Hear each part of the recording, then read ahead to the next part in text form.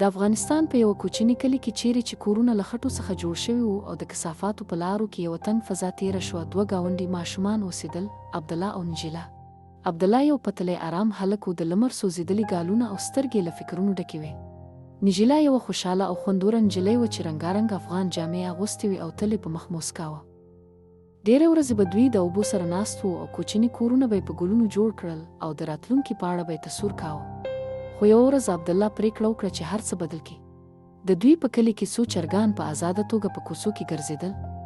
عبدالله له ځانه سره فکر وکړ چې که یو څو چرګان ولري، هغه کولی شي هګۍ راټول کړي، ممکن حتی د خپلې کورنۍ سره مرسته وکړي. د هغه اراده بده نه وه، مګر هغه لاره چې هغه غوره کړه سمه نه وه. هغه ورو یو څو چرګان ونیول او د کور په کوچنۍ چرګ کې پټ کړل. لومړی کس چې پام یې وکړ نجیله وه. یو ماښام کله چې عبدالله په احتیاط سره یو چرګ په غېږ کې ونیول او انګړ ته نوت، نجیله هغه د خټو دیوال شاته ولید. بل سهار کله چې دوی یو ځای لوبې کولې، نجیله په جدي غږ وپوښتل، دا چرګان له کوم ځای څخه راغلي؟ د عبدالله لاسونه لړزېدل، سر یې ښکته کړ. د دوی ترمنځ لنډه چوپتیا وه. بیا یې اعتراف وکړ، نجیله خپه وه، د چرګانو له امله نه، بلکې د دې لپاره چې د هغه ملګري یو څه پټ کړي. په هغه ورځ د دوی ترمنځ یو لنډ مګر دروند واټن راپورته شو. عبدالله په هغه شپه خوب نه کاوه. په کوچنۍ چرګ کې د چرګانو غږ تر بل هر وخت ډېر اورېدل کېږي.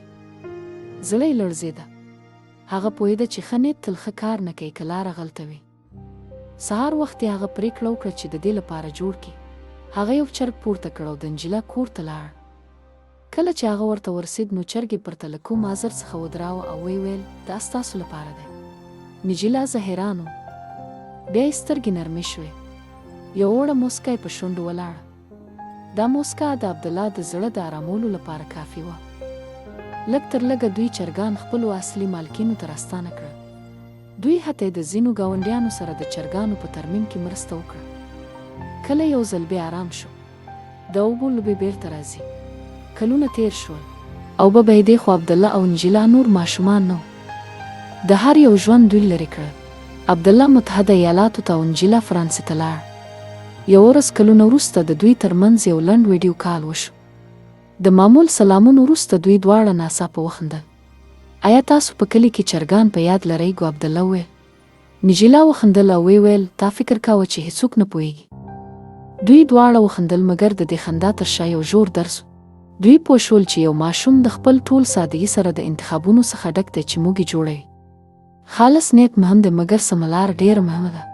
صداقت سوله راوړي، حتی که دا ستونزمن وي. کله چې زنګ پای ته ورسېد، هر یو د یوې شېبې لپاره غلی پاتې شو.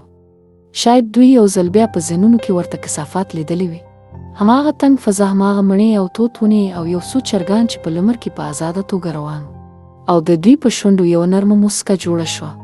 پای د زموږ د ملاتړ لپاره دا ویډیو لایک کړئ، او که غواړئ موږ له لاسه ورنه کړئ نو سبسکرایب وکړئ.